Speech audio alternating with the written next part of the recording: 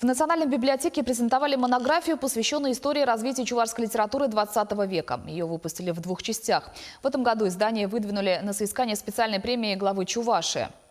Ученые отметили, что книги о становлении национальной литературы в республике издавались постоянно. В свое время над этой темой работали видные исследователи Сироткин, Хлебников и Комиссаров. Современники решили дополнить их труды и издать наиболее полную монографию, естественно, опираясь на опыт предшественников.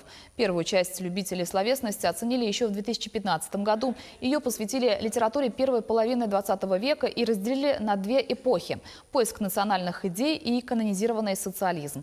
А в 2017-м в свет вышла и 2-я часть издания. В ней читатели знакомятся с отдельными людьми, которые сделали немало для развития чувашской культуры.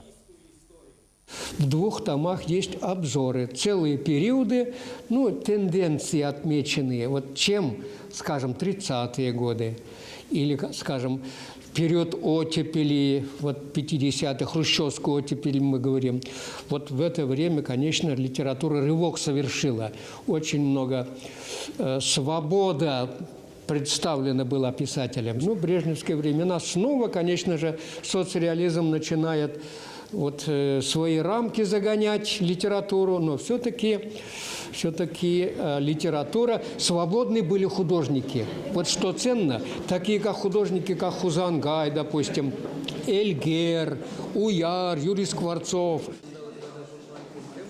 10 лет над монографией работала целая группа молодых ученых под руководством профессора Чувашского гуманитарного института Виталия Родионова. Прежде чем представить монографию землякам, авторы презентовали ее в Москве, Казани и Йошкар-Оле. По словам специалистов, издание действительно уникальное и редкое. Например, в соседних регионах такого фундаментального труда пока еще нет.